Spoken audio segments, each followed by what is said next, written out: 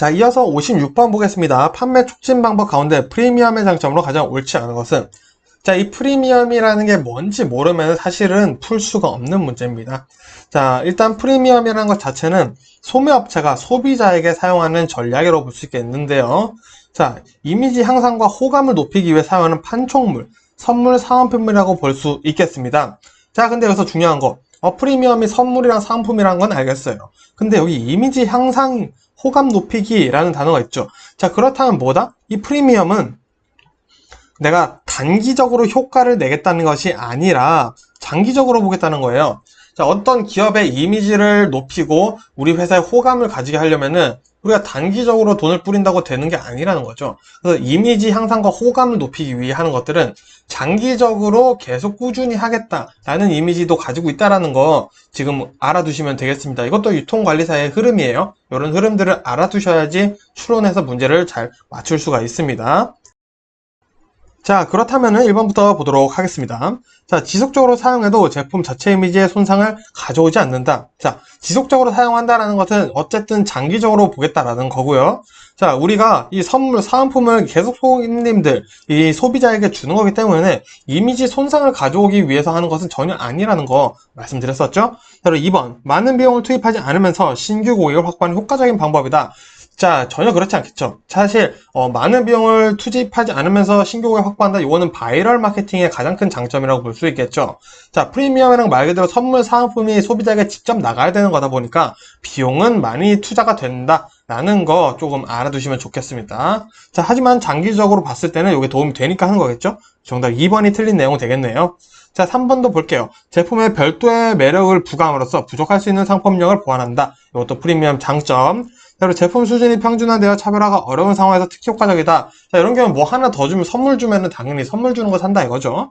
자, 5번, 치열한 경쟁 상황에서 제품에 대한 주목률을 높여주고 특히 구매 시점에 경쟁 제품보다 돋보이게 한다. 똑같은 말이죠. 자, 똑같은 상품 두 개가 있더라도 얘가 사은품이 있어요.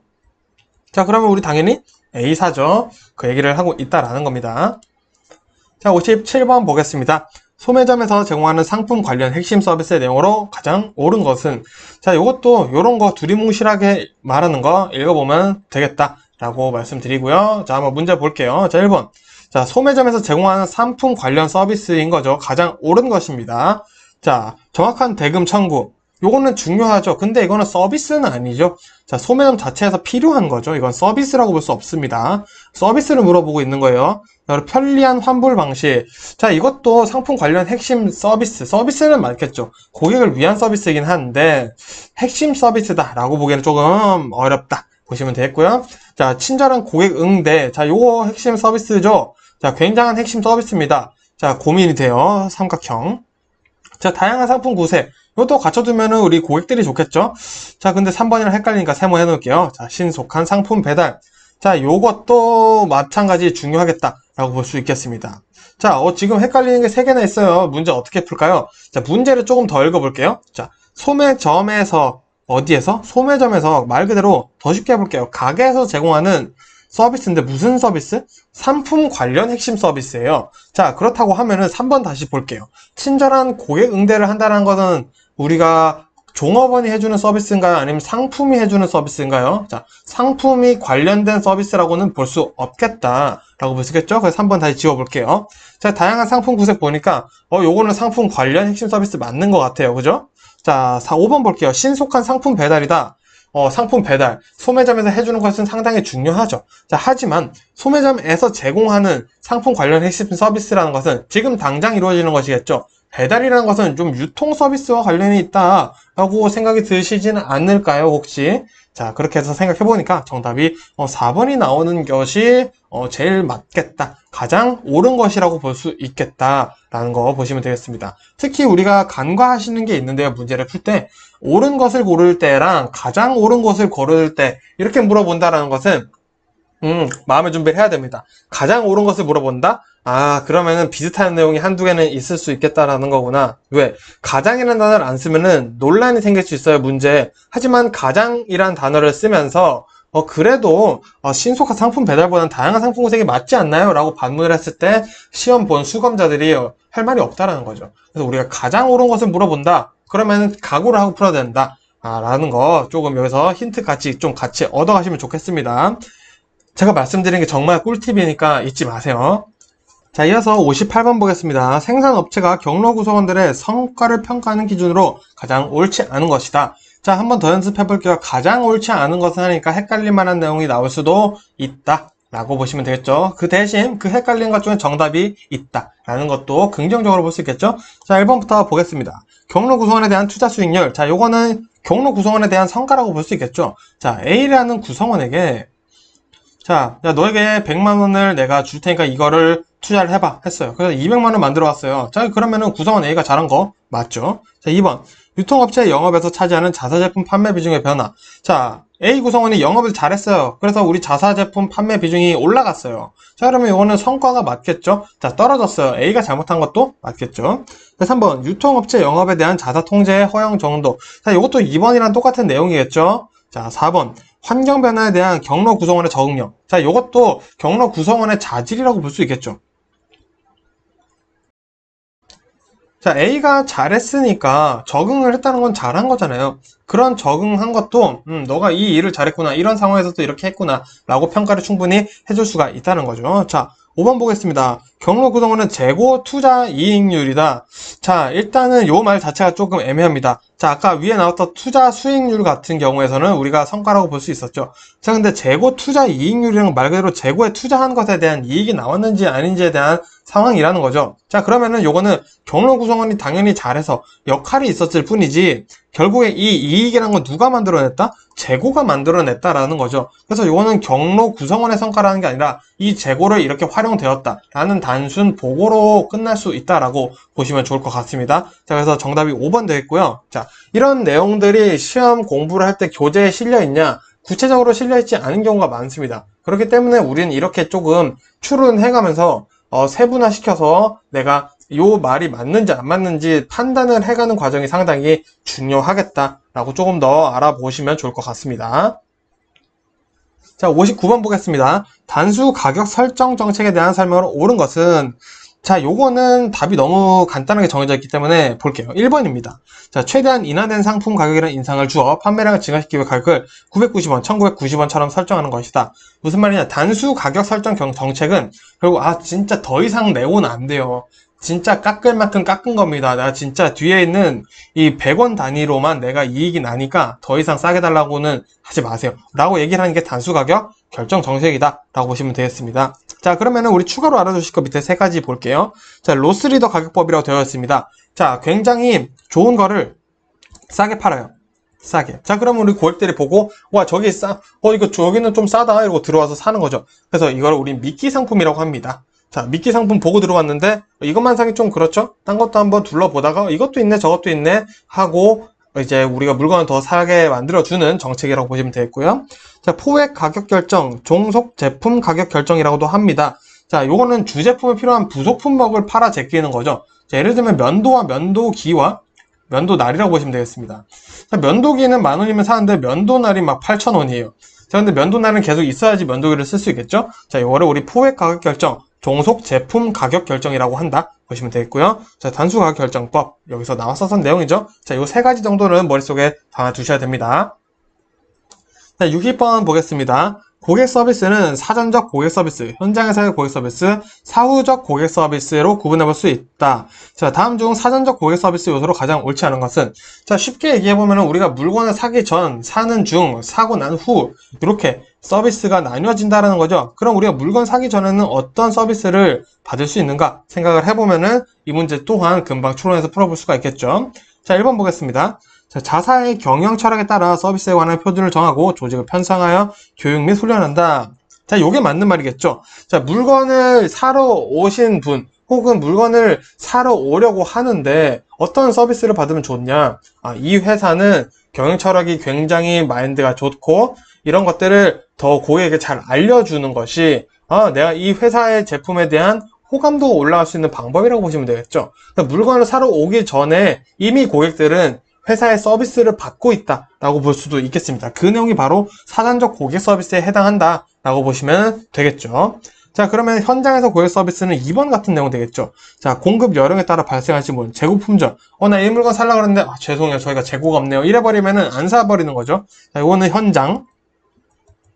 자, 고객의 주문 상황이나 기호에 맞는 상품을 주문을 위한 정보 시스템을 효율적으로 관리한다. 이것도 현장 볼 수 있겠죠.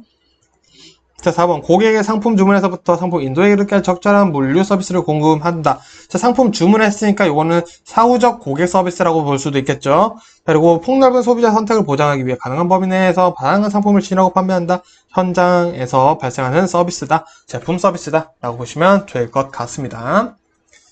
자, 61번 볼게요. 아래 글 상자의 사례들에 해당하는 유통 경쟁 전략으로 가장 옳은 것은, 자, 한번 보겠습니다.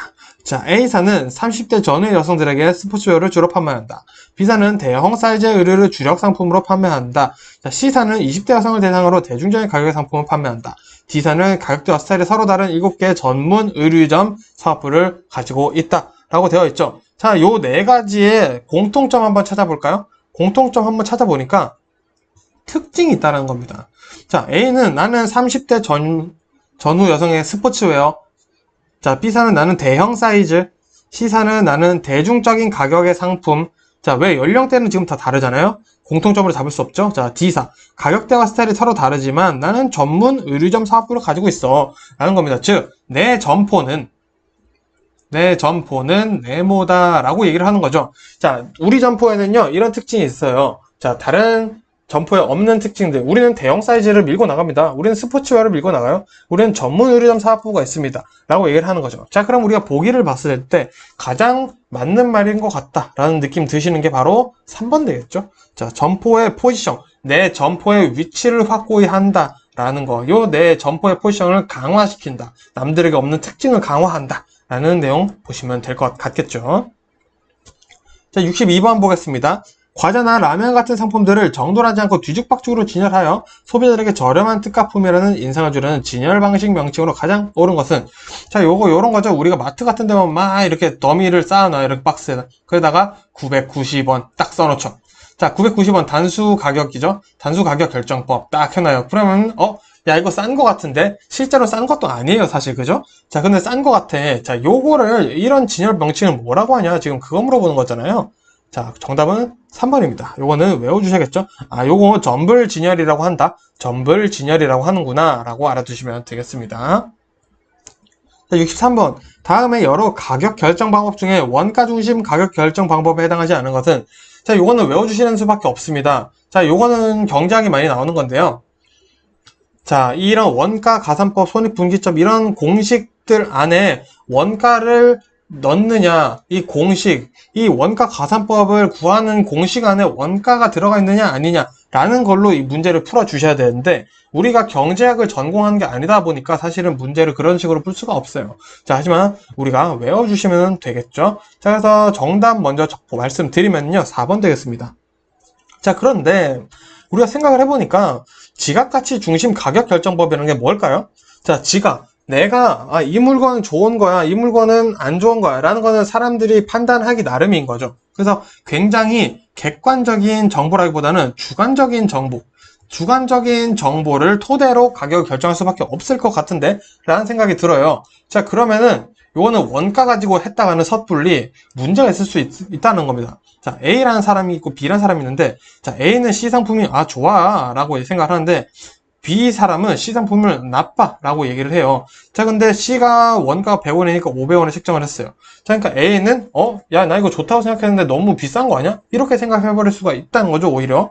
자, 그래서 지각가치 가격 중심, 이거 말이 안 나오네요. 지각가치 중심 가격 결정법이라는 것을 우리가 잘 한글을 뜯어보면은 조금은 그래도 힌트를 얻을 수 있지 않을까라고 생각을 해볼 수가 있다는 겁니다. 자, 그래서 4번은 일단은 원가 중심, 원가로 계산하지 않는다라고 보시면 되겠고요. 원가 가산법이나 손익분기점 가격 결정법, 목표 이익 가격 결정법, 이폭 가산법 이런 것들은 원가가 들어가는구나 라고 지금 알아두시면 좋을 것 같습니다. 자, 이어서 64번 보겠습니다. 고객 관계관리 CRM에 대한 접근 방법으로 가장 옳지 않은 것은 자, CRM, Customer Relationship Management죠. 고객 관리를 관리할 거다. 자, 왜 관리하냐? CRM은 뭐냐? 요거를 일단 머릿속에 담아두시는 게 중요합니다. 자, 이 CRM이 왜 중요하냐면요. 자, 우리가 회사가 돈을 벌려고 하다 보니까 옛날에는 고객을 호구로 알았단 말이죠. 그러니까 이제 고객들이 너무 똑똑해지는 거예요. 야, 내가 A 회사에서 물건 샀는데 거기 진짜 꽝이더라. 이렇게 여러분 걔네 그냥 완전 덤탱이 씌워서 팔잖아. 이런 소문이 나니까 A 회사가 망해가는 거예요. 이걸 보고 다른 회사들이 느낀 거죠. 야, 이게 고객들이 만족을 하면은 이익도 같이 올라가. 그러니까 고객을 진심으로 이제는 위해야 되는 시대가 온 거야. 그래서 우리 뭐 해야 돼? 고객 관계 관리를 해야 돼. CRM을 해야 돼. 라고 하면서 등장을 했다는 거죠. 그래서 고객 특성이 다 다르겠죠. 그래서 이런 고객의 특성에 따라서 마케팅은 어떻게 할지, 어떻게 계획 지원 평가를 하는지 이런 것들이 CRM 안에 들어가 있다 보시면 되겠습니다. 자, 그래서 정리해보면은 고객의 수요와 니즈 파악해서 고객이 원하는 제품을 공급해 주는 거예요. 왜? 고객이 만족하니까 우리 기업의 이익이 올라가더라 라고 말씀드린 거죠. 자, 그래서 고객 정보를 이용해서 고객이 이런 행동을 하는구나, 알다 보니까 고객이 그럼 뭘 원하는지 알아낼 수 있다는 거죠. 뭘 원하니까 이거를 우리가 제공해 주자. 그래서 고객이랑 사이를 좋게 지내보자 라고 한다라는 겁니다. 자, 이런 고객 가치 평가는 그럼 어떻게 하냐? 지갑 점유율, 고객 활동 척도, RFM 분석, 고객 생애 가치 등 이런 것들로 이제 CRM 가치를 파악을 하는 거고요. 이런 CRM 도입을 하다 보니까 기존 사업의 수익 향상과 또 신규 사업을 할 때도 저 회사 좋으니까 우리 저 회사 것도 사주자. 저 회사에서 새로운 제품 나왔네? 이거 사주자. 이런 식으로 연결될 수 있다라는 겁니다. 자, 근데 여기서 잠깐 RFM 분석이 뭐냐? 자, R, recent, 최근에, 자, FM, frequency, 빈도수죠. 자주, 그리고 M, 그리고 mature, 양. 자, 이 고객이 최근에 언제 우리 물건 샀고, 얼마나 자주 사고, 한번 살 때 얼마나 많이 사냐. 요거를 분석을 해서, 이 고객은 RFM 다 봤을 때 굉장히 우리 회사를 좋아해. 그러면은 이 고객이랑 좀 더 사이를 좋게 지내려고 노력을 해야겠어. 라는 것을 뽑아내기 위해 하는 것이 RFM 분석이다 라고 추가로 보시면 될 것 같고요. 자, 그러면 이제 문제 풀어볼게요. 자, 64번. 자, 정답 한번 먼저 찾아볼까요? 자, 정답은 2번이죠.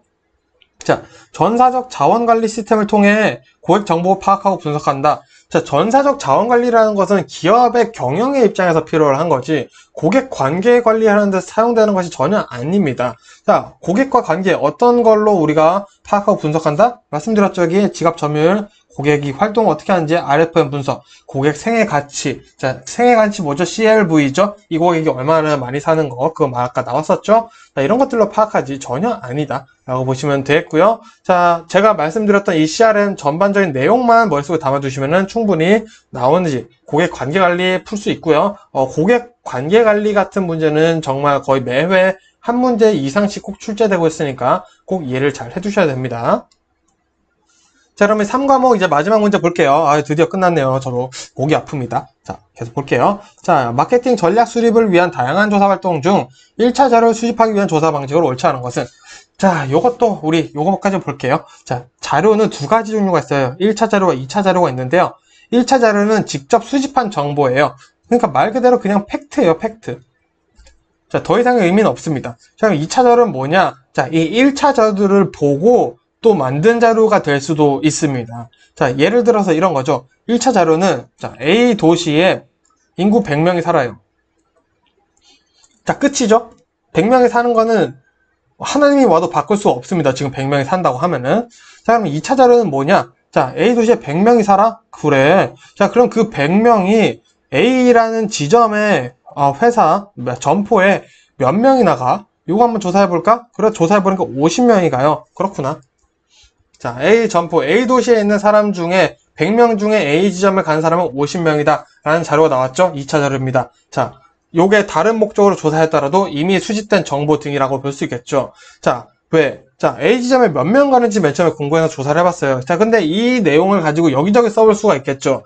자, 이 A 지점에 50명이 물건을 다 사? 이 50명이 그러면은 구매력은 얼마나 돼? 이런 것들도 알아볼 수 있겠다라는 겁니다. 그래서 우리 시험 문제는 보통 2차 자료로 나오는 게 통계, 판매, 매출 비율 이런 것들이 나와요. 그래서 1차 자료가 오히려 2차 자료보다 더 단순한 내용을 다루고 있다는 거, 요 뉘앙스를 좀 잡아두시면 좋을 것 같습니다.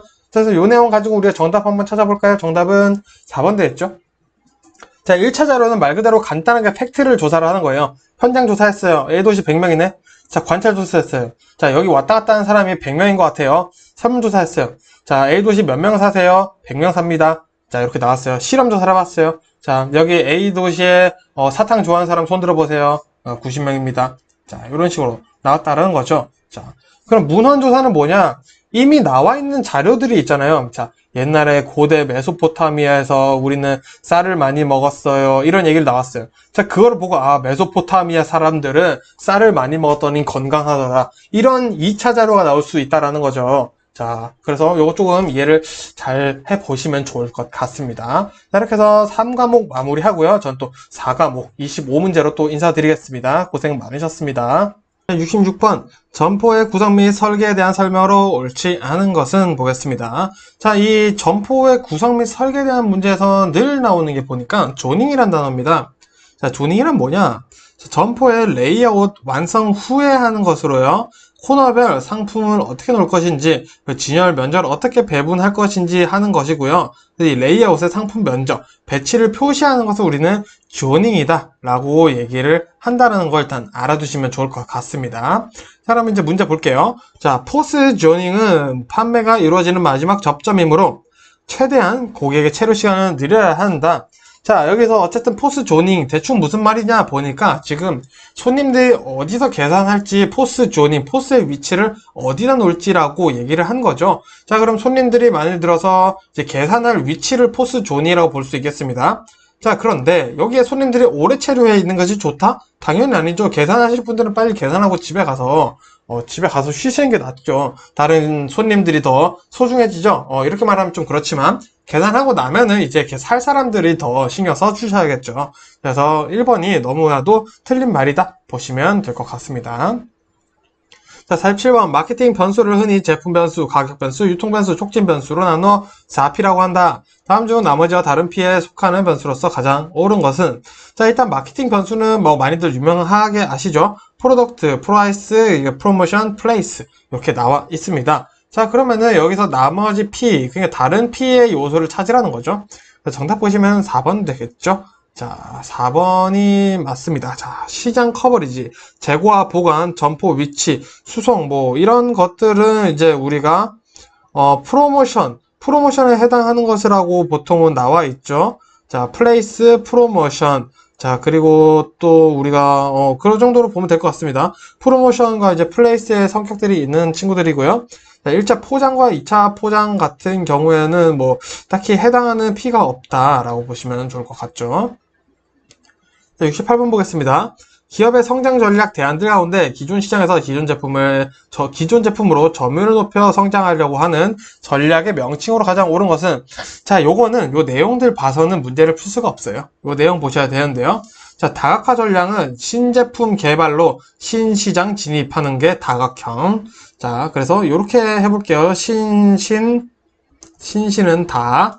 자, 그리고 제품 개발 전략은 신제품 개발로 기존 시장 진입 전략이에요. 자, 그러면은 앞에 먼저 제품 나오고요.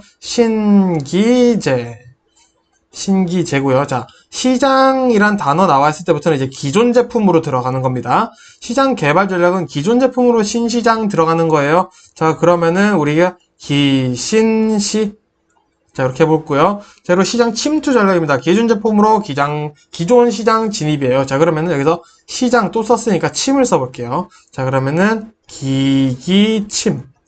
자, 이렇게 해서 외워두시는 게 좋을 것 같고요. 요 문제 은근 자주 나오니까 꼭 외워주세요. 요거는 외우시는 수밖에 없어서 설명드릴 게 없습니다. 자, 69번 볼게요.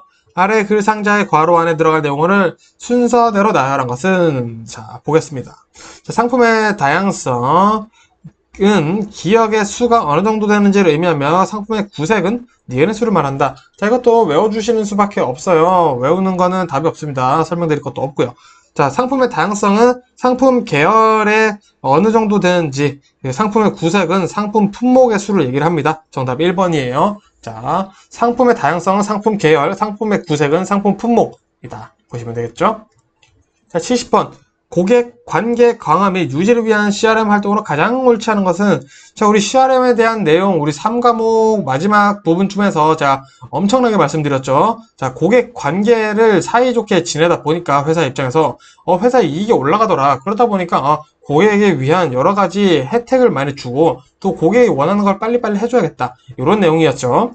자, 그럼 CRM 활동으로 가장 옳지 않은 겁니다. 자, 먼저 볼게요. 1번. 교차 판매되어 있습니다. 자, 교차 판매라는 것은 뭐냐면은, 자, 우리가 A라는 물건을 사러 왔어요.